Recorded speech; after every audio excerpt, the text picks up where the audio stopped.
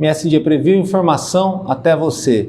Converso nesse programa com o Adonis Marcos, ele que foi candidato a governador nas eleições do ano passado, para falar sobre democracia, para falar sobre social-democracia, ajuda ao cidadão, políticas públicas, tudo que ele talvez não conseguiu falar naquela época de campanha, porque não tinha muito tempo, muito espaço, e foi também uma eleição muito baseada em polarização. Mas aqui no MSD, acho que será possível a gente ter essa conversa produtiva e construtiva, e se eu fosse você, ficava no vídeo.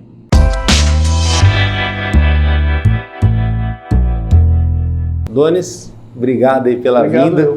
Acho que aqui você vai ter um tempo maior do que se você tivesse umas 30 eleições, como você teve em 2022. Infelizmente, não é uma luta justa, equânime, né? E isso para qualquer tipo de candidatura, de direita e de esquerda. Sim. Se o partido não é daquele métier de luxo, fica muito difícil para o candidato. Sim. Mas você foi um rosto da renovação na política de Mato Grosso do Sul. Um rosto novo, um cara que foi muito bem nos debates, corajoso também, né? Porque você podia se encolher diante de tudo isso e não fez isso. Você partiu para cima, né? Usou o espaço que você teve, ainda mais nos debates, né? Quando tudo ficou um pouquinho mais equilibrado. Como foi para ti essa experiência de 2022? Como que você chegou até lá? Conta pra gente. Obrigado, Danilo. Obrigado a vocês que estão aí nos prestigiando com essa audiência. Sei que muitos vão compartilhar pelas redes. Cara, foi muito bacana. Foi isso que você falou, foi uma oportunidade que eu tive. O trabalhador precisa disso. Pessoas lá do bairro, da comunidade, da favela, do quilombo, do assentamento, do acampamento, né? Da ocupação, as pessoas precisam desse espaço. Desglamorizar o político, né? Sim. Na verdade, a política é para todo mundo, né? E principalmente o cidadão comum também competir, concorrer, né? Quando nós nos omitimos dessa responsabilidade, desse papel, do debate, da discussão, nós deixamos na mão dos lords, né? Você pega o Senado romano, né? Eles tinham algumas situações, né, de classe, até hoje o mundo é visto dessa forma, ou seja, algumas pessoas não participavam das discussões do seu país, principalmente os pobres, os trabalhadores, aquelas pessoas que tinham menos recursos. Então, nós pegávamos uma crasta, um determinado grupo de pessoas, os pais, os fundadores, esses podiam discutir política. Para quem? Para os plebeios, para os pobres, né? Para os trabalhadores, para aquele que não tem formação universitária. Então, hoje, quando um trabalhador, no meu caso, filho de pequeno agricultor, minha mãe é assentada, um cidadão que consegue terminar o ensino médio fazendo supletivo à época, que não conseguia estudar regularmente, tive várias deficiências, principalmente... Aquela coisa de conciliar com o trabalho. Sim, também, trabalho. Porque é a realidade de muita gente. Com 9 anos de idade eu tive meu primeiro trabalho. Fui podar árvore de rua para conseguir, à época, eu morava no sudoeste do Paraná, uma região muito fria, para conseguir comprar um acolchoado. Na época era R$ 4,50. Trabalhei a semana inteira e ganhei R$ 4,50 e comprei um acolchoado. Ou seja, atingi aquela meta. Tinha que trabalhar em casa. Minha mãe pegou, na época, a hanseníase. Foi para eu com 10 anos eu fiquei sozinho em casa, cuidando de toda estamos falando assim, de cabeça de gado no pasto, de algumas situações da própria agricultura, porco, galinha, enfim, cuidava de todo o nosso trabalho. Ele morava, inclusive, de favor na chácara de um tio meu, vivia do leite, tirava o leite, então, nós tirava o leite, vendia, comprava o que não conseguia produzir, apesar que o pequeno agricultor produz muito, nós produzíamos muito, né? Então, você comprava só o que precisava mesmo, pagava a conta de energia, água do poço, né? Então, para mim conseguir chegar, concluir um curso universitário, as minhas irmãs todas formadas, foi uma batalha, né? Então, para alguns é mais fácil isso, porque não tem diferença entre nós, entre os seres humanos. Todos somos iguais, né? Nós temos as mesmas capacidades. É o acesso que faz a diferença. É o acesso, são as condições que o mundo vai te dando. É diferente de um menino, de uma menina que conseguiu... vamos colocar, estudar num bom colégio, hoje falar mais de um idioma, se formar, começar a entrar na faculdade aos 18 anos. Eu entrei e já estava quase perando os 30, né? Então, essas situações que vêm vindo. Então, quando a gente tem menos capital financeiro, é muito difícil você disputar um espaço desse. E chegar a uma candidatura essa de governo do Estado, primeiro que foi uma construção junto com os movimentos sociais. Presido o movimento social, venho da luta agrária, da luta por moradia, sei a importância da organização dos movimentos sociais e dizer assim que quando nós chegamos a essa candidatura foi uma construção de várias mãos, né? Foi subindo literalmente em ombros de gigantes, né? De pessoas que nos proporcionaram isso. E sou muito grato à Federação Rede Pessoal, às pessoas que nos proporcionaram essa candidatura e conseguimos fazer um debate. talvez menos aquém daquilo que a gente esperava, quando se fala do número de votos, mas foi uma vitória política muito positiva. Nem sempre é o número de votos que vai dar esse parâmetro, né? Falando em movimento social, luta social, e aí Mato Grosso do Sul não é só Campo Grande, né? É também o interior do estado, e você tem essa conexão com o interior do estado, o que também te credenciou a esse projeto que foi 2022. A gente vive em um estado onde a concentração de renda sempre foi uma marca muito forte. Sim. Isso antes de se dividir, o sul do Mato Grosso também era assim, renda per capita alta, mas na hora que você vai ver a distribuição, ela não era muito justa, muito correta, né? Isso culturalmente também pesa. Em cidades do interior, vamos dar o exemplo, Sidrolândia, que é aqui do lado, você tem lá a cidade bonitinha, uma parte dela toda organizada, limpinha, aí você tem o São Bento, que é um pouquinho mais, aquela urbanização mais traumática, outros bairros mais distantes também com problemas ali meio esquecidos, e os assentamentos. E nos assentamentos você vai ter gente, como você falou, que vai produzir, que vai ter aquela condição, e vai ter gente que vai viver praticamente uma condição de favela rural, por questão do jeito que se leva o INCRA. Sim. Isso não é só do governo Bolsonaro, ou no governo Temer, ou foi até, infelizmente, no governo da Dilma e do Lula, que tinha esse compromisso com a reforma agrária, se assentou bastante, né? Destravou aquela agenda do Fernando Henrique, mas parece que os órgãos eles não atendem muito a questão vamos botar, dos propósitos dos governantes e tudo mais. E aí ficava aquela coisa, ganha um lote, um ano depois chega o tijolo para poder montar a casa, não vem a situação da cerca, para produzir o cara não vai produzir sem os insumos e tudo mais.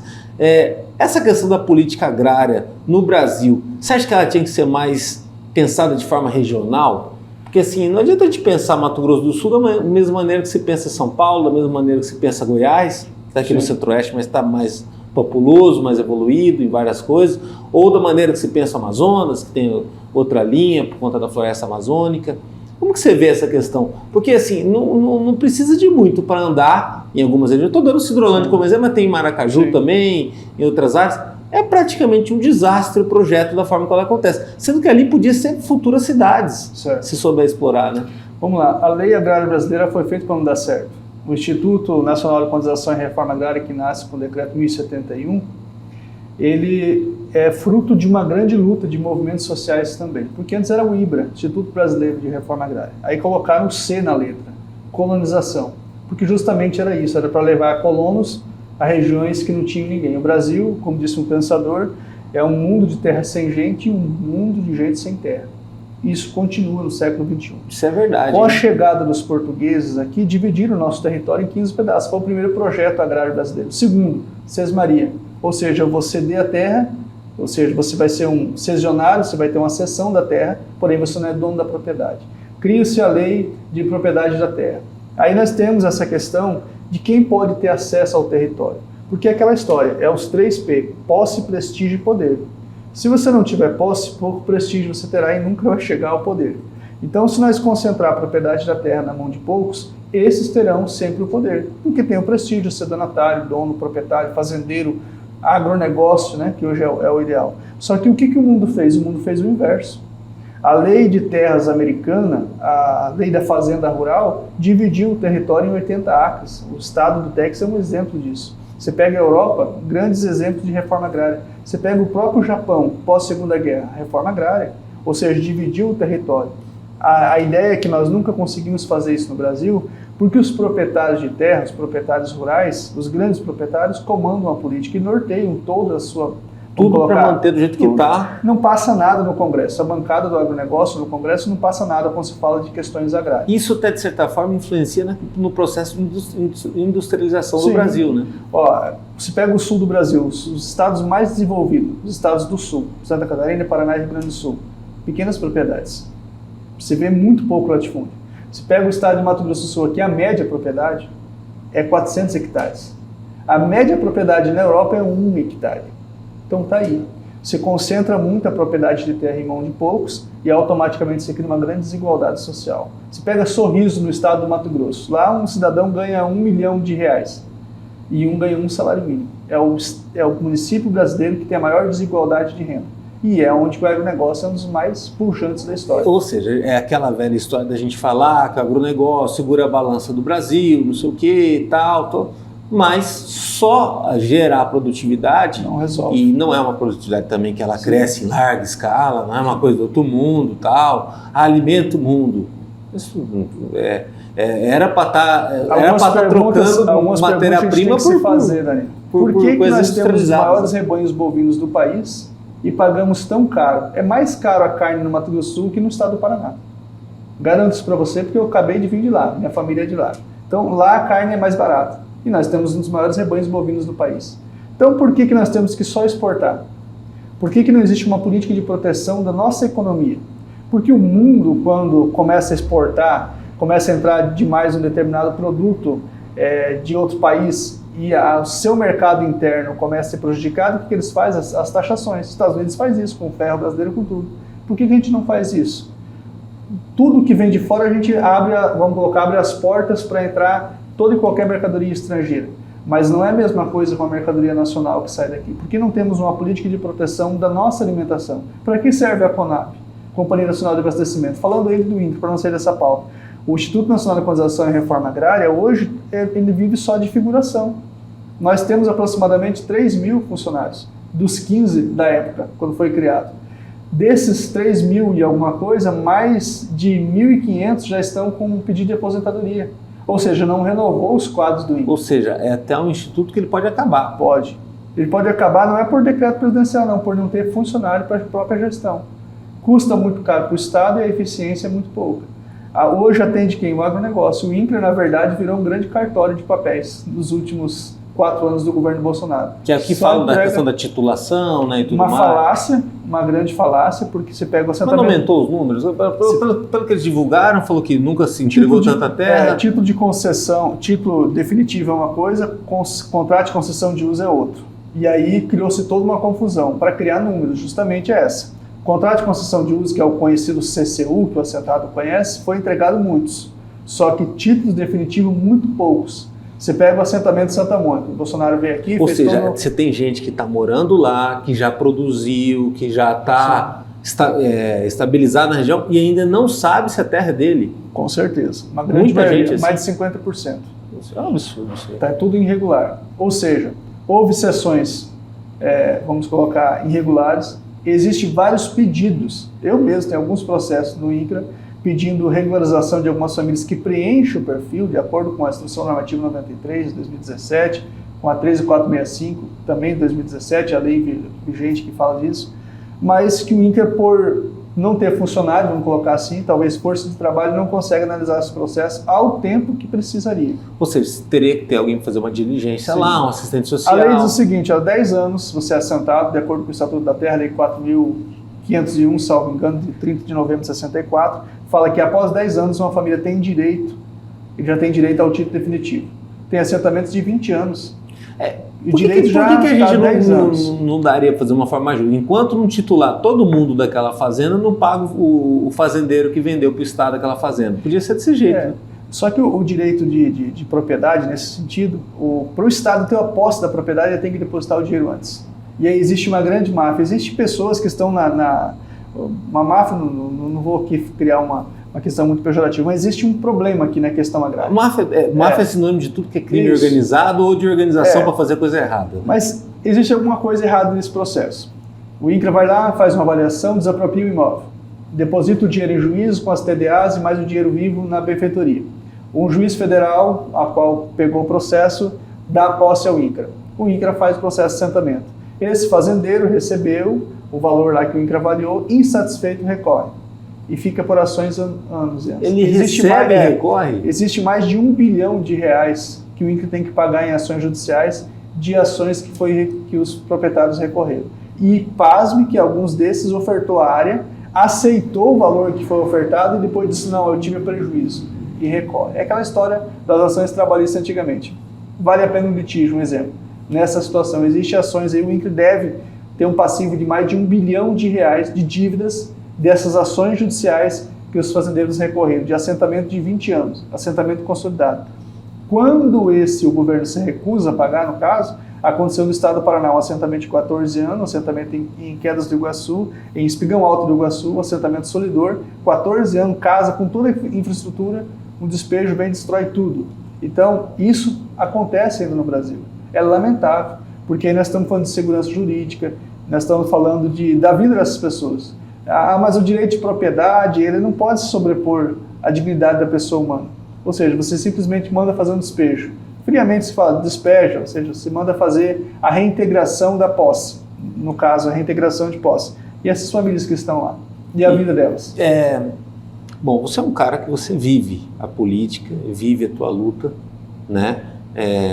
Hoje tem muita gente que está assistindo a novela, que já é de 96, Sim. Né? E tem uns personagens lá, um personagem bem engajado na causa, mas às vezes assiste a novela, se admira com a novela e não se admira com pessoas reais, né, que estão nessa luta.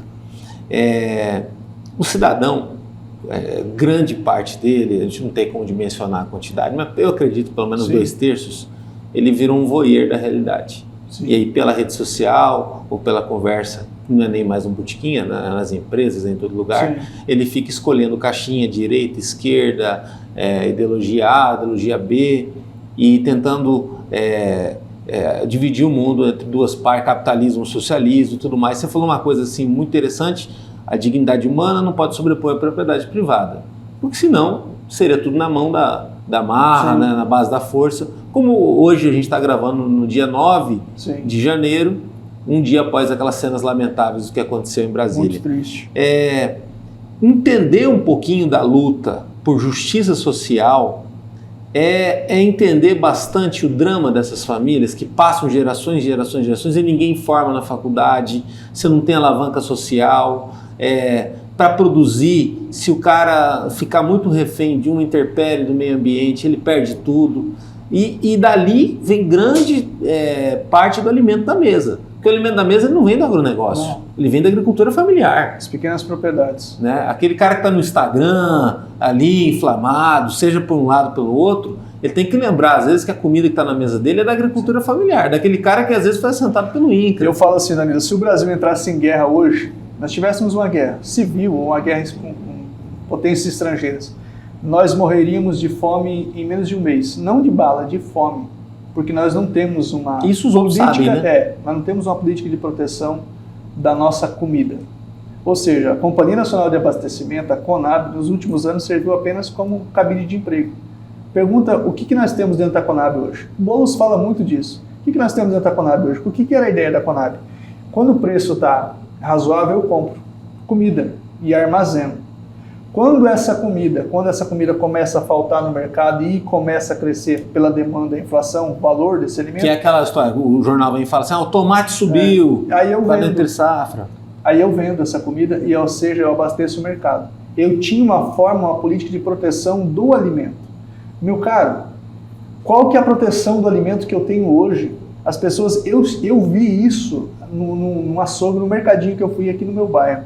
Eu cheguei lá, estava na fila, uma senhora na minha frente. Ela pediu, eu quero aqueles ossinhos, coisa e tal. Aí o cara foi pegar, ela falou assim, não, é que é para dar para o meu cachorro. Começou a se explicar. Não era aquilo.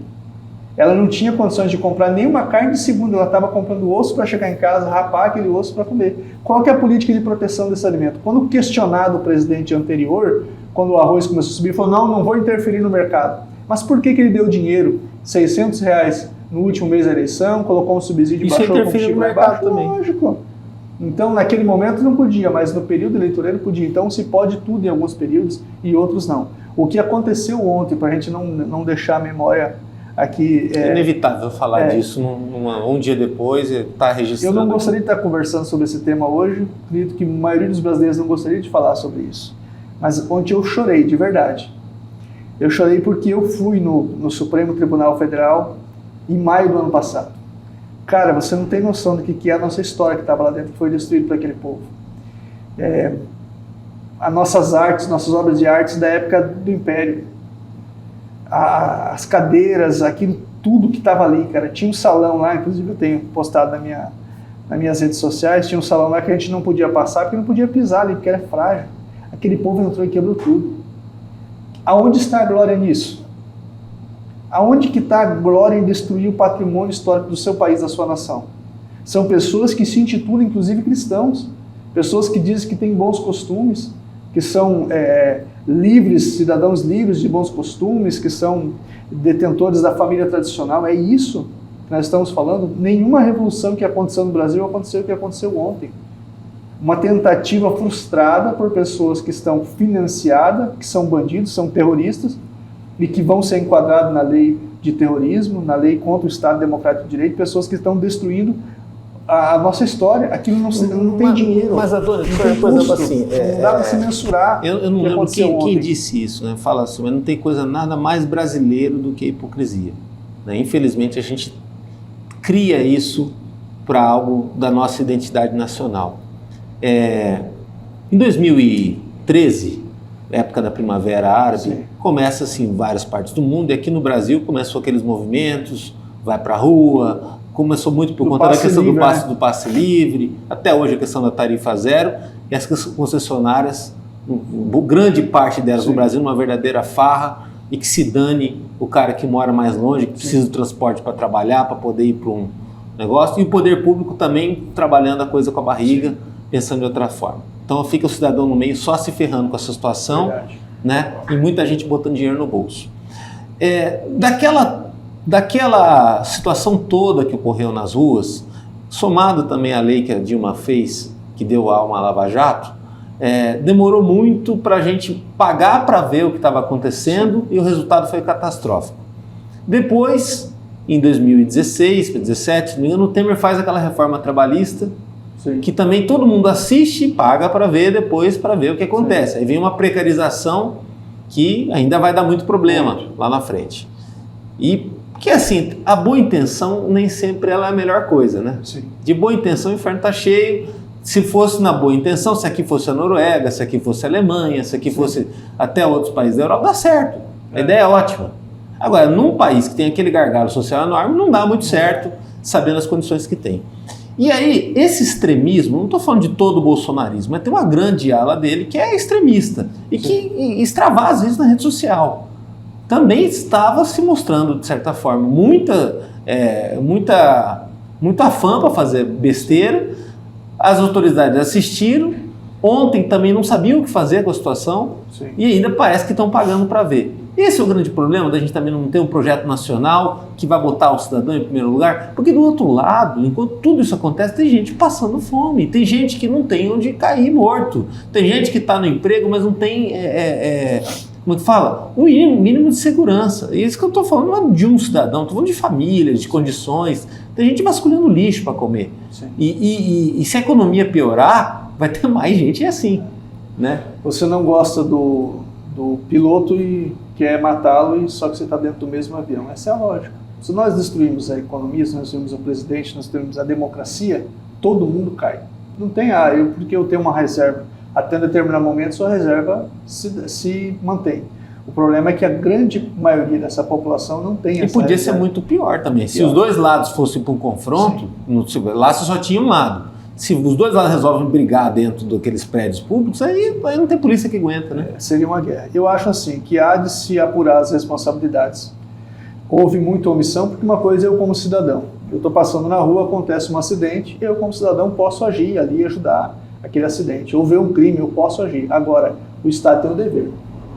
Então, existiu sim uma omissão por parte das forças de segurança do Distrito Federal. E ali, até se fosse eu deputado federal nesse momento, iria propor um projeto de lei para dizer o seguinte, olha, a esplanada dos ministérios, aquelas regiões onde tem o poder federal, tem que ser gerido e administrado pela União Federal. Como é o Washington. Isso. Ali eu falo, não, aqui é um Estado federal, é o Distrito Federal, então aqui não tem Estado, não tem um governador de Estado, aqui quem administra a União e as forças aqui são todas federais. Ponto. Isso é uma política de Estado para preservar o Estado diante de qualquer situação, né? Qualquer coisa que aconteça ali dentro é um crime federal. Ponto. Na minha visão teria que ser isso. Então vamos lá. Houve uma omissão, sim. Sou totalmente favorável à decisão do ministro Alexandre. Afaste o governador. Primeiro temos que saber o que está acontecendo. Vamos afastar esse cara, vamos saber o que e vamos responsabilizar. Porque, rapaz, o crime ficou tão escancarado que ele foi anunciado. Então houve atos preparatórios. Locação de ônibus, o que foi encontrado, inclusive agora nesse momento, bombas, granadas dentro da Câmara dos Deputados, risco de bomba a qualquer momento de ser explodido. Não é mais uma manifestação. E tudo isso é grana, né? E para não perder a linha de raciocínio. Eu vi tanto a direita falar dos direitos dos humanos, falar dos direitos humanos, e agora estão invocando os direitos humanos. Só que o que eles fizeram ontem lá foi um hiato constitucional. Um rompimento totalmente com a Constituição, com a questão democrática. Não dá para se valer agora pela Constituição, dizendo, não, peraí, a Constituição garante o direito de liberdade. Eles estavam lá contra essa Constituição, contra os poderes da República, contra o Supremo, contra tudo. Eles simplesmente, não, nós não queremos mais isso. Agora, não venham querer dizer que eles têm esses, apesar que a lei fala que todos somos iguais perante a lei. Agora, esses não. Esses não são iguais perante a lei. Mas não vai ter uma impunidade enorme? Porque assim, para pegar tudo aquilo de gente, punir... Dá até filme, né? Os 300, né? Acho que já tem 300 presos. Eu acredito que tem que prender no mínimo 3, 4 mil. Mas principalmente quem dá nutrição para eles. Porque as organizações criminosas, elas têm ideologia, elas têm povo e elas têm financiamento. Quem está financiando isso? Então tem uma rede de financiadores. Porque o próprio Boulos postou na rede social dele dizendo, olha, ônibus saindo de tal lugar de São Paulo, com tudo pago, café da manhã, almoço, jantar, banheiro químico. Quem está pagando isso? Como vamos botar um outro exemplo, a torcida organizada. Né? Nós tentamos organizar um ônibus saindo daqui para a posse do presidente Lula. 18 mil. Nós não conseguimos, que ia dar uma média de R$600 por pessoa. Foram nós, os movimentos sociais, não tem grana. Não conseguimos ir. Eu tentei organizar um ônibus, não consegui. Então, 18 mil saindo de Mato Grosso do Sul. E ônibus que saiu do Brasil inteiro foi para lá. Então vamos colocar que saiu um ônibus daqui, alguém pagou 18 mil para isso. Que seja 15, 20 mil, não sei. Mas alguém está pagando isso. Para manter uma estrutura, tem financiamento. Então, tem que pegar quem são os grandes articuladores, quem está bancando tudo isso e tem que ser tolerância zero. Não, é isso que você falou. Foi deixando. A gente foi perdendo direitos. Eu fiz a matéria de direito trabalhista. Quando nós acabamos a matéria, mudou a lei. Teve a reforma. Então, a professora, inclusive, disse à época que estava todo mundo muito alvoroçado, não tem que tirar esse negócio do taxa sindical, não pode existir mais, aquela coisa começa aí. Eles começaram dessa forma, desmobilizando as grandes centrais sindicais para chegar ao que é o momento de o povo não conseguir mais se articular. O povo que não tem recurso financeiro. Então, vamos lá. A professora disse uma coisa muito marcante, que ficou assim, olha, tudo bem, vocês concordam, a grande maioria da sala concordava que acabasse ali as taxas do sindicato. Ele só vai ter noção das perdas daqui a 10 anos. Eu estou falando disso há 7 anos atrás, a gente já tem noção do que é ter as perdas trabalhistas, de ter um salário corrigido abaixo da inflação, das grandes categorias não conseguir se reunir mais, de professor ainda no século XXI continuar apanhando de guarda civil metropolitano, de polícia militar. Por quê? Porque não se organizaram. Às vezes por conta da cor da pele também. Né? A raça, a cor da pele, o sexo e a opção sexual tem tudo a ver com a exclusão do mundo. Não dá para dizer, ser hipócrita, dizer, não, isso não existe. Lógico que existe. A cor da pele, a questão do sexo, da opção sexual, tem tudo a ver. Você pode observar que os melhores cargos geralmente são assumidos por homens brancos, e os piores cargos das faxineiras estão com as mulheres pretas. E os gays, as pessoas que têm opções sexuais diferentes do heteroterismo, vamos colocar, geralmente são descredibilizados, achincalhados, são motivos muitas vezes de rios da própria família que ele está inserido naquele contexto. Segregados, né? Tudo isso que a gente está falando, que é muito sério, é cultural. E o brasileiro às vezes até brinca com essas questões, tal, né? Pela identidade de reverência e tal. Mas se a gente for levar o país a sério, é de chorar. Sim. É como você falou ali.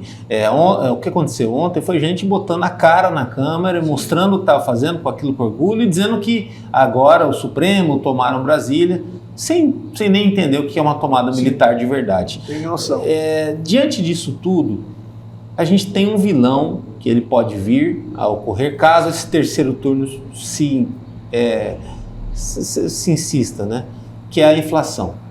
Fora a inflação, você tem problemas aí de desemprego e de travar políticas sociais, que aí seria um grande problema para o presidente Lula. Sim. E para vários movimentos ali, né? Tipo assim, esse gargalo, ele é crescente, né? Isso depende, onde fala assim, no Mato Grosso do Sul, você tem lá um índice de desemprego de 8%, alguma coisa assim. Vai ter que ver que emprego que está gerando, né? Sim. né? Porque às vezes é um emprego que a pessoa não vai, tem muito não vai ter alavanca aí que as pessoas estão colocando como emprego. O problema é lá na frente, na Previdência. Sim. Quando eu chegar no momento que eu não posso mais, eu tenho mais força para trabalhar, eu preciso da Previdência. Eu não contribuí a vida inteira e quero ser atendido. Ah, não, mas eu estava empregado. Não, você tinha uma espécie de um emprego que você estava vivendo, sobrevivendo com aquilo. E é isso que nós precisamos acabar no país, a informalidade. Falando ainda dessa questão de ontem, que nós temos que entender que algumas pessoas que estão lá são pessoas de boa fé, de fato. O problema é que a rede de informação que elas têm é muito nociva, né? Cara, é uma coisa de louco. Eu vi uma mulher falando nas redes sociais que estavam chegando navios russos com bombas, não sei o quê, para apoiar o ato deles. E o problema é que ela conta aquilo ali, aquelas pessoas que estão em volta dela acreditam naquilo mesmo. Não, realmente vai haver uma interferência russa. Digamos que houvesse, de fato. Os russos estão na Bahia do Brasil e vão apoiar o golpe de Estado brasileiro. E qual que é o preço disso? A Rússia está praticamente já perdendo uma guerra. Vamos colocar, se isso fosse verdade, não é verdade, mas se isso fosse verdade, os soldados brasileiros seriam levados para morrer numa guerra que não era nossa. Mas isso não é verdade. Vamos colocar, o mundo civilizado estava... Aí a mulher falou, não, o Donald Trump, ele já falou que no seio do Congresso, o Donald Trump não é mais presidente. Aquelas pessoas que estão ali acreditam que o Trump ainda é presidente dos Estados Unidos. O Trump está prestes a ser preso nos Estados Unidos. Bolsonaro vai ser preso nos Estados Unidos, talvez nas próximas horas. Justamente por essa situação. Ele não disse... Mas a omissão também é complexidade. Porque se eu falo assim, olha gente, isso, nós perdemos a eleição. Vamos daqui 4 anos disputar de novo. Eu perdi a eleição. E eu saí pra rua louco, desesperado, arrancando os cabelos, falando, não, porque foi errado. Os caras perderam a eleição. A situação não importa a forma da contabilização dos votos. Porque no Brasil os votos eram eletrônicos. Teve fraude nas urnas. Fraude, as urnas foram fraudadas. Mas nos Estados Unidos, que é certidão de papel, fraudada também. E o sistema é totalmente diferente. Totalmente diferente. Não, então, não é... para eles não importa a prova. Importa que eles não queriam entregar o poder. Democracia é alternância de poder. Eles não são democratas, nunca foram. São golpistas, terroristas que extrapolaram o direito, que eles questionam tanto o direito de reunião, que é constitucional, que eles extrapolaram tudo isso. Então já não é mais. Porque a Constituição diz que todos podem reunir-se pacificamente, sem emprego de arma, em locais públicos, sem autorização, desde que informe previamente. Eles informaram, fizeram isso. Só que o que veio depois foi os atos criminosos. Da vida real, de andar em assentamento, de andar em uma cidade como Campo Grande, como a metrópole, para falar de déficit habitacional com as pessoas, ver a miséria, ver o problema todo, que foi o que te credenciou como uma liderança do movimento social, alguém que tem uma articulação com Boulos, que é um cara aí que ele já conseguiu ser eleito agora deputado. Sim. Também, vai galgando a trajetória dele, que é muito parecida com a do Lula. Sim. Né? Tem lá semelhanças muito... épocas diferentes, né? Mas tem semelhanças muito grandes. Para a política de campanha. Por que a política de campanha no Brasil, e aí eu culpo muito o marketing e agora o fundo eleitoral, sim, é praticamente uma peça de ficção. A gente vive uma peça de ficção que dura 40 dias ali, uma minissérie, sim, que é totalmente diferente da realidade. De certa forma, o político também tem que ser inteligente, tem que ser malandro. Né? No meio da malandragem não dá para ser bobo.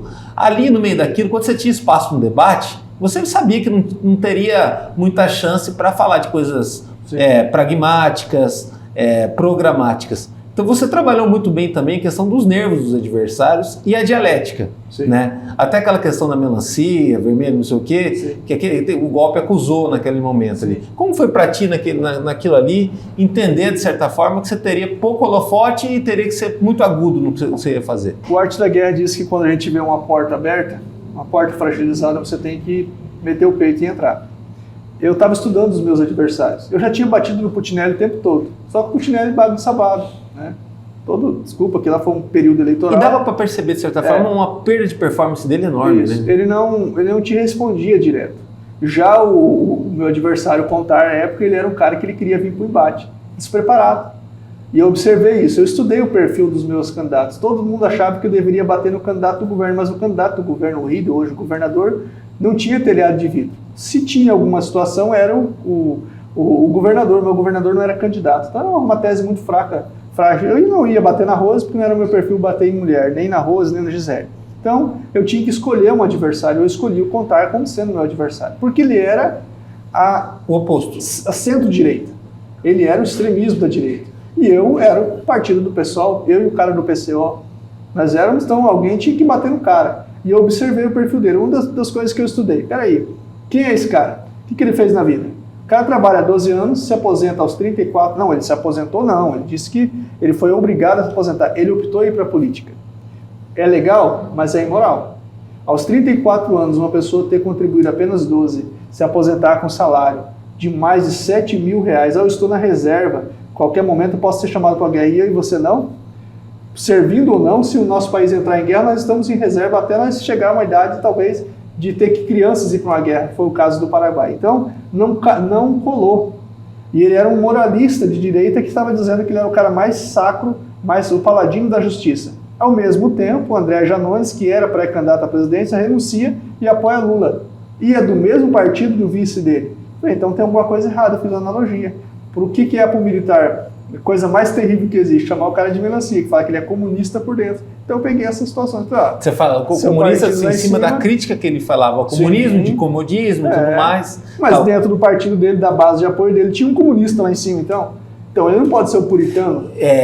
Eu fiz uma analogia com isso. Do jeito que hoje em dia a gente vê a obra pronta, né? Mas aqueles embates seu com ele no primeiro turno dá sinal ou dá margem para o que acontece depois no segundo turno, onde os debates praticamente protagonizam a disputa eleitoral, e aí existe uma fragilidade que acabou ficando evidente dele, né? De não conseguir discutir com o Eduardo Riedel eu acho assim, no mesmo nível. Pelo menos foi uma avaliação de muita gente. O PSDB era um grupo político que já tinha uma estabilidade. Mas muita gente dizia que você tinha uma ligação com o Riedel. Existia essa ligação ou era uma questão de estratégia? Não. Você tinha pouco tempo? Veja bem, não tinha como ter ligação com ninguém. Alinhamento, né? Eu até fui, vamos colocar, chamado uma reunião às pressas dentro do meu partido, porque o Marquinhos havia me entregado um papel. Eu fui no posto de gasolina com o fundo eleitoral, comprei lá a gasolina. E aí lá no posto, para colocar no meu carro, que estava alocado na época. Andava de carro alugado, você não pode abastecer o seu próprio carro. Aí eu fui no posto de gasolina, comprei, e eles te dão uma requisiçãozinha para você ir lá abastecer, provar que você comprou a gasolina. E essa estava, inclusive, no bolso desse blazer. E caiu, eu estava sentado do lado do Putinelli e do capitão Contar. E o Contar falou para mim, inclusive, que ele iria para o segundo turno. Eu até, todo mundo podia ir para o segundo turno, né? Estava naquela conversa, e eu levantei, saí e caiu esse papel do meu bolso. No debate dos professores. Sim, FETEMES. FETEMES. Aí, o Marquinhos me entrega esse papel. Cara, correu um meme nas redes sociais dizendo que eu havia acertado com o Marquinhos. Sim. Aí o próprio Contar me acusa, eu e a Gisele, de estarmos aliados com o governo do Estado, com o Riedel. Mas, na verdade, não tinha aliança nenhuma. É que, assim, você tinha que definir uma estratégia. E a gente estudava 2, 3 dias antes. Como a Rose definiu, como estratégia bater no Marquinhos. Aí o Marquinhos também pensava. O Contar, o Marquinhos elegeu o Riedel, enfim. Nós, naquele momento, qual que era a nossa estratégia? Bater no governo, estava todo mundo batendo. Bater no Putinelli, eu tentei umas 2 vezes, não deu. Eu falei, vou pegar esse cara então. Definimos isso como estratégia. Nós estudávamos antes dos debates todas as possíveis perguntas. E o incrível é que eu tinha um monte de pergunta para fazer alguns outros candidatos, mas toda a vida que ia lá pelo sorteio, no final eu ficava para perguntar para o Magno. O que eu iria perguntar para o Magno? Perguntar da causa indígena. Com todo respeito, o Magno não tinha uma formação, igual caiu uma questão que o Contar perguntou para o Magno com relação aos precatórios. Quando eu fui lotado no Tribunal de Justiça, eu fiz um curso de precatório. Então, se aquela pergunta caísse para mim, eu já ia saber responder. O próprio sistema, quando ele tem muitos candidatos, ele é muito bom, né? Não favorece. Né? Agora, se desse o tempo igual para todo mundo, era outra situação. Então, mas infelizmente naquele momento você não tinha muitas coisas. Às vezes surgia uma situação que você tinha que ser criativo. Às vezes até fugia um pouco do próprio roteiro que você havia imaginado. Mas cada um que estava ali minimamente tinha um preparo. No final, se você observar, o próprio Magno, a assessoria dele, que eu inclusive conversei com o pessoal do PCO, eles mandavam algumas perguntas para ele ali. E algumas situações permitiram o uso do WhatsApp, então você criava essa situação. Mas a grande maioria dos principais candidatos que estavam ali, os caras tinham um preparo fenomenal. O André tinha um livro, o André me deu até um livro. Eu falei, putz, mais um cavalo de Troia aqui, né? O Riedel tinha uma cartilha, o Marquinhos ia com um livro lá, cada um tinha um espaço. Né? No final, lá, o que destrói o Contar foi, não, eu tenho aqui no meu caderno.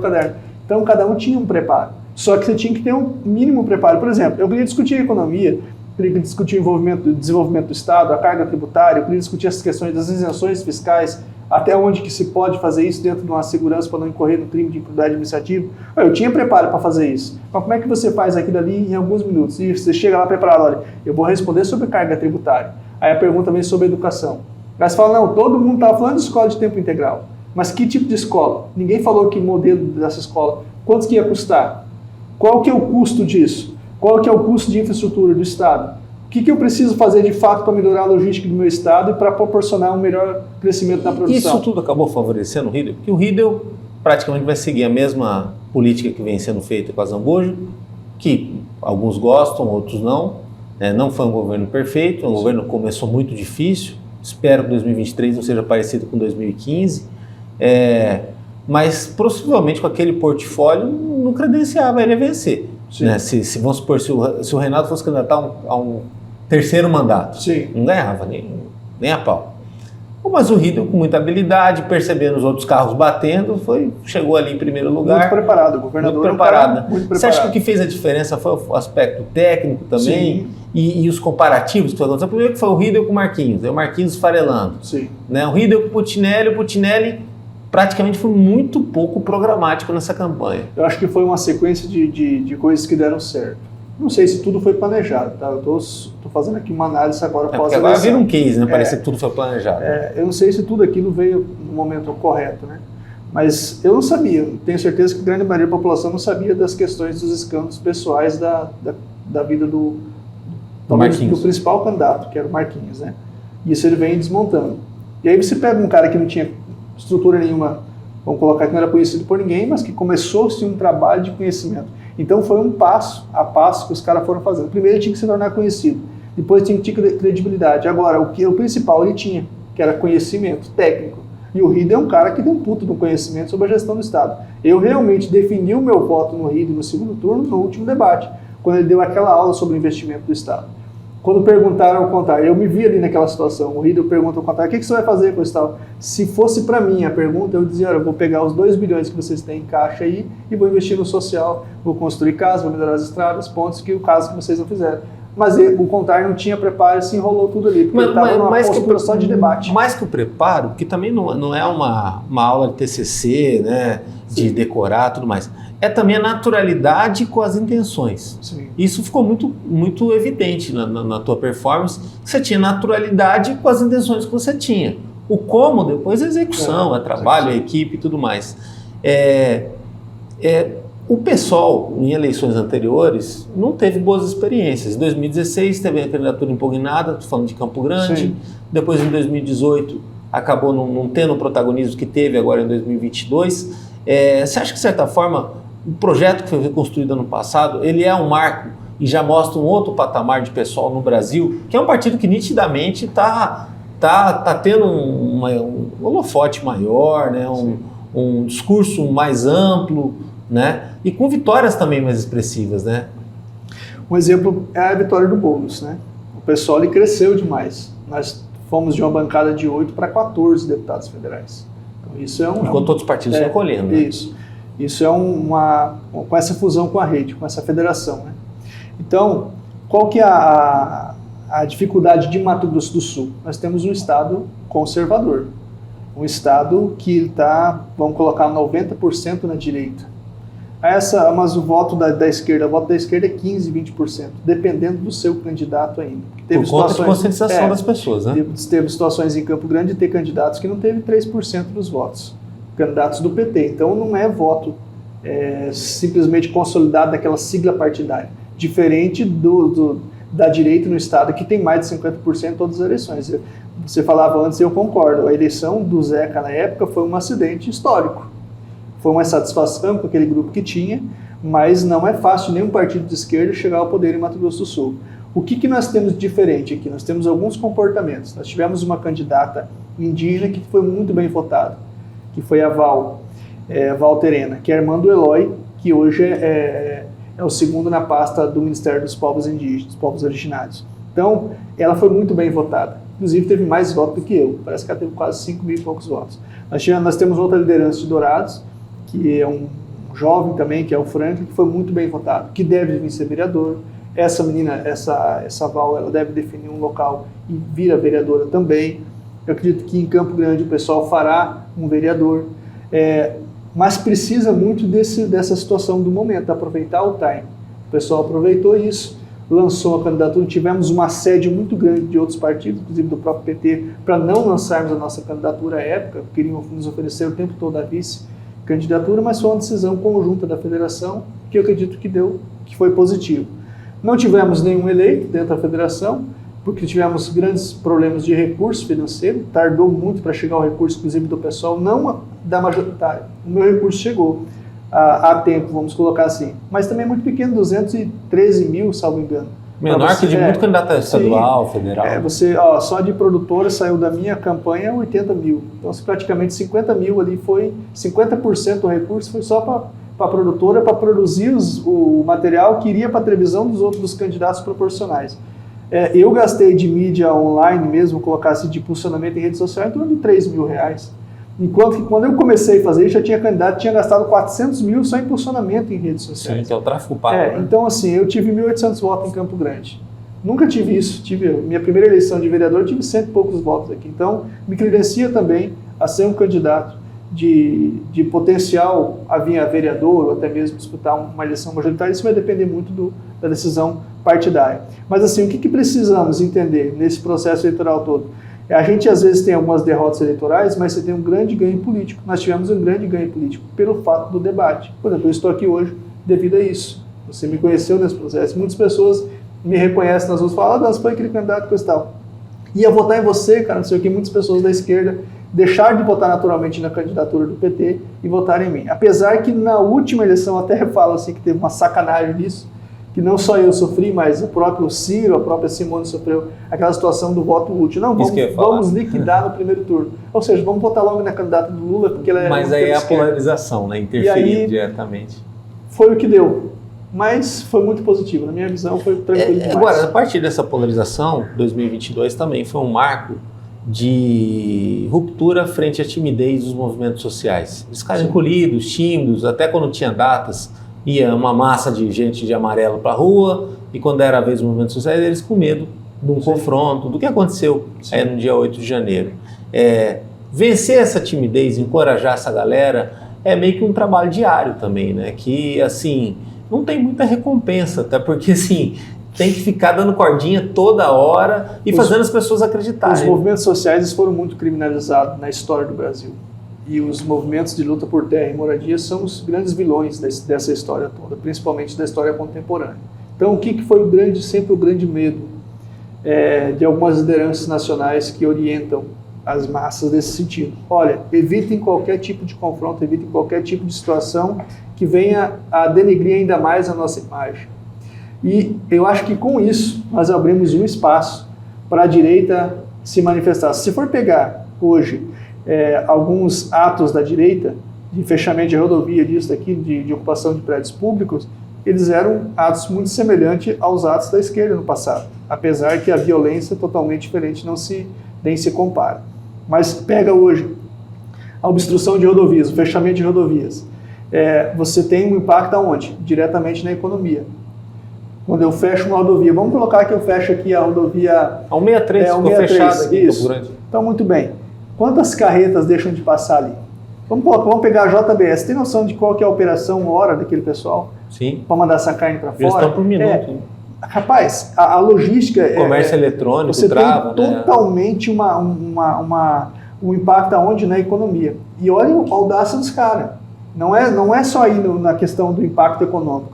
Eles estão pensando nos atos, olha, vamos explodir as refinarias, vamos pegar a questão onde passa o gás, no caso aqui, com certeza isso deve estar mapeado por eles. A ideia é criar um caos social e econômico ao ponto de gerar essa semente que é fazer fluir essa chamada intervenção militar.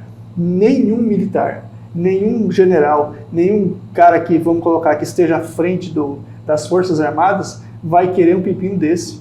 Uma ruptura democrática com os países democráticos significa, olha, não tem mais operação de cartão de crédito aqui dentro, não tem mais funcionamento de YouTube, de Facebook, você tranca tudo. Será que realmente as pessoas têm noção do que é em 24 horas não ter mais remédio em farmácia, comida, supermercado, gasolina nos postos de combustível? É isso que eles querem? Se é isso que eles querem, eles têm que ser banidos aqui. E para isso tem que ser identificado, principalmente seus financiadores, eles têm que ser taxados como terroristas, que é o caso que são. E aí eles querem tanto ser os puritanos, manda eles logo lá para os Estados Unidos, manda para a Agora, esse é um fetiche, talvez, da extrema-direita no resto do mundo, tudo muito fechado, segregação e tudo mais. Uma coisa meio parecida com o Uzbequistão, lá que o presidente não tomava vacina lá na época da pandemia e tudo mais.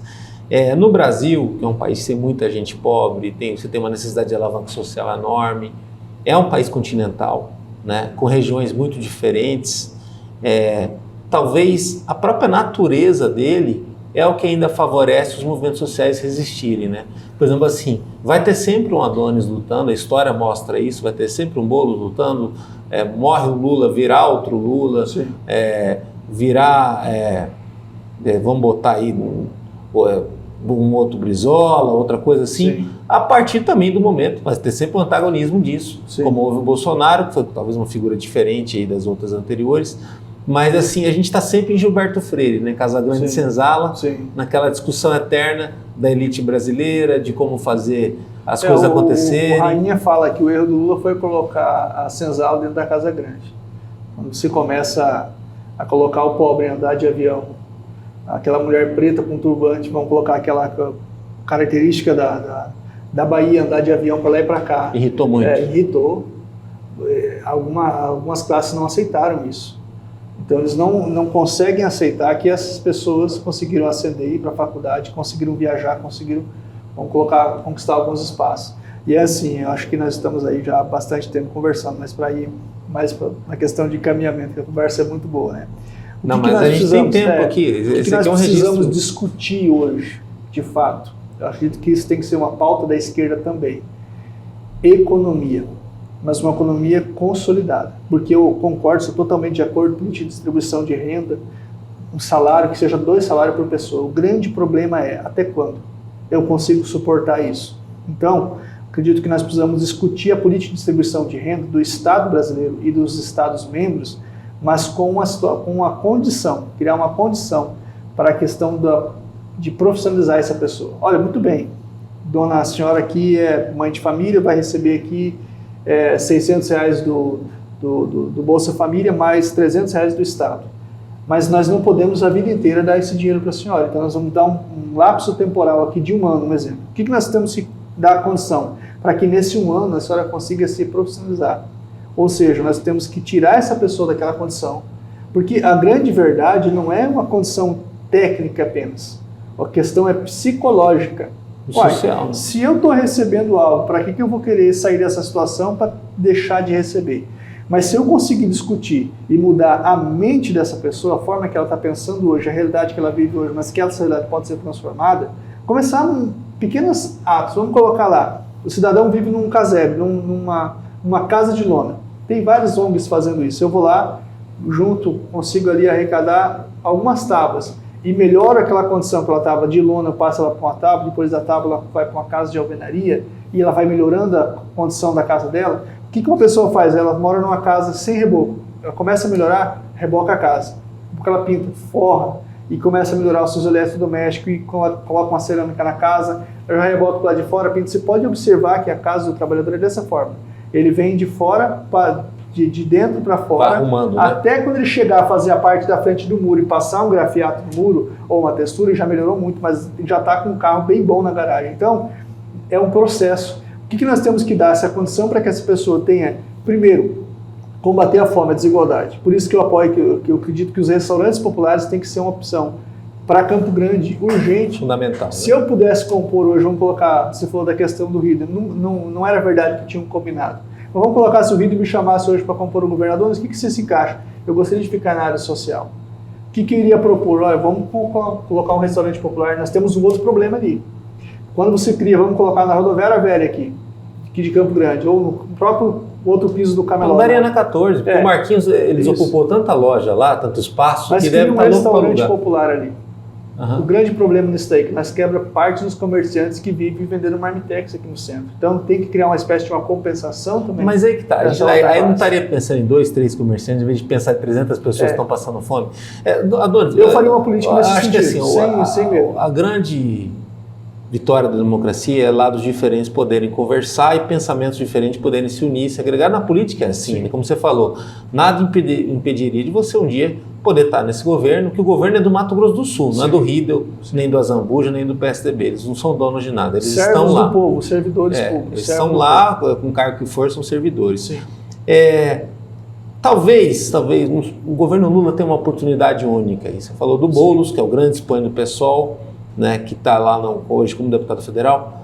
O principal passo para a justiça social, de alavanca social das pessoas, não seja uma reforma tributária bem feita. Porque assim, o problema do pobre é que ele não consegue acumular. Não. Ele gasta tudo que ele tem em consumo, o consumo dele é muito tributado, principalmente da parte da alimentação, e aí não adianta ganhar um pouquinho mais, porque ele ganha um pouquinho mais, mas também é mais tributado. E aí ele não consegue deixar herança, ele não consegue deixar legado, e aí você não tem uma alavanca social. Não estou falando de capitalismo na veia, estou falando até daquele capitalismo cor-de-rosa, que é o que permeou a Europa em boa parte, das pessoas terem qualidade de vida e terem perspectiva. Se você for estudar o programa chinês criado por Mao Tse-tung à época, de como eles queriam desenvolver a China, num período que o Brasil crescia 17%, e eles não cresciam 1%. O que eles fizeram, principalmente no campo? Eu sou muito campesinato. Falo que nós temos que organizar o campo primeiro para a cidade é a consequência. Apesar que hoje dá para organizar o comércio e o campo. Mas tudo nasce no campo. A produção vem do campo. A matéria-prima vem do campo, tudo vem da agricultura, vem dali. Então vamos lá. Como que era o projeto que eles haviam pensado? Nós vamos trabalhar na poupança das pessoas. Hoje a região mais rica da China, que as pessoas têm maior número de poupança, vamos colocar de construção de riqueza consolidada, são as regiões que trabalhou essa questão do socialismo, de trabalhar a questão de você conseguir trabalhar em cooperativa. É isso. As regiões do sul, eu vou te dar um exemplo prático, e qualquer pessoa que quiser acessa, pega uma cooperativa chamada Agrária, fica em Guarapuava, no Paraná. Rapaz, aquele povo é rico demais. E era um assentamento de Getúlio, uma comunidade de alemãos que chegou e foram instalados, se organizaram em cooperativa e são bilionários aquele povo. Porque produzem muito, mas permitem eles acumularem. Sim. Você compra junto, vende junto. E cria-se uma estrutura de proteção social uns com os outros. Eu acredito que nós temos que fazer isso, trabalhar a poupança do brasileiro. Nós não fomos instruídos a economizar, porque sempre ficamos a vida inteira vendendo o almoço para comprar a janta. Quando eu tiver riqueza suficiente para saber que eu não preciso mais vender no almoço, porque automaticamente eu vou ter a minha janta, eu já passo a pensar em algumas outras situações. Qualidade de vida não é só acúmulo de riqueza, mas principalmente qualidade de vida, que está colocado o quê? Ter um bom plano de saúde, porque nosso SUS não consegue atender todo mundo, apesar que é fantástico. Inclusive hoje eu passei com uma consulta no SUS. Nós não temos que ter mais medo do futuro, essa incerteza do futuro. E educação ajuda também a se trabalhar o futuro. O próprio brasileiro hoje tem medo do seu próprio futuro. Aí como que se eu, brasileiro, tenho medo do futuro do meu país, eu quero que um investidor estrangeiro venha para cá e coloque grana para caramba aqui, sem medo de errar, porque o Brasil é um país do futuro. Futuro para quem? Para algumas castas políticas, porque o que a gente viu nos últimos anos, apesar que isso foi muito difundido também pela mídia, mas que não é totalmente mentira, é que os grandes esquemas de corrupção em corporações. Você pega isso em todo o Brasil, não, nós vamos mudar o poder político, nós vamos mudar porque veio aquela bandeira anticorrupção, foi isso, é o que elegeu o Bolsonaro, a bandeira anticorrupção, o cara mais sério do mundo, e agora nós começamos a ver vários problemas envolvendo uma moral frouxa, porque tem vários indícios de corrupção que deve ser apurado e que no futuro, que apesar que o nosso direito penal ele é eficiente, mas ele é muito lento, a minha visão, essa questão da investigação e geralmente chegar ao verdadeiro culpado. Então, nós tivemos sérios desvios, inclusive nós tivemos uma aberração jurídica que foi aprovada no meio de estudo, que é aquela questão da impunidade administrativa. Hoje tem que ter o dolo, ou seja, eu tenho que querer lesar o Estado para me ser culpado. Não, mas você lesou o Estado, você comprou guarda-chuvas numa região que não chove, você comprou cisterna para uma região que não precisa de água. Falando de água, planejamento público para Campo Grande. Cara, quando que a gente vai discutir essa situação séria de Campo Grande? Dos alagamentos que cada vez ficar maior? É urgente a ideia de se fazer bacias de contenção. Não estou falando daqueles trens de céu aberto, não. Estou falando de construção de estruturas subterrâneas. Essa leniência tem um preço. Para receber essa água que vai vir, porque não vai diminuir. A cidade cada vez constrói mais asfalto, mais calçada. Ah, mas eu vou começar a punir porque não sei o quê, porque o cara tem que deixar 30% do solo, não sei o quê. Concordo, mas não resolve o problema. A questão agora já é emergencial. Tem que começar a construir essas bacias, principalmente nas regiões centrais. Você pega aqui a norte-sul, aqui para cima, aqui, perto da Rechid Nery, aquilo ali já é um fato. Igual era aqui em cima, aqui próximo daquela rotatória da Mato Grosso lá, aquilo também era um fato. Você tem que ir resolvendo isso.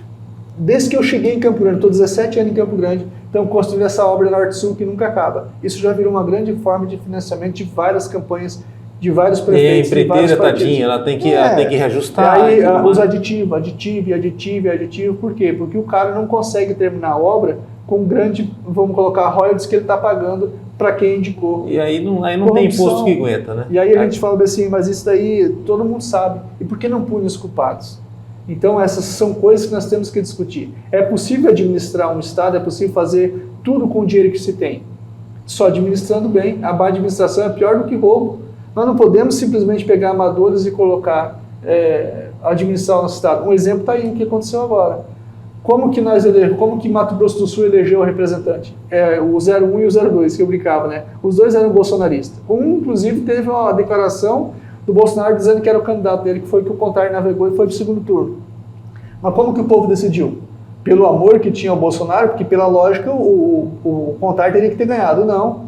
O povo decidiu pelo aquele que estava mais preparado. Então, todo mundo percebeu que, o Mato Grosso do Sul percebeu que se Contar fosse eleito, ele não estava mais preparado que o Rio e que provavelmente ia continuar uma briga política aqui no Estado, que é o que está instaurado hoje em Brasília.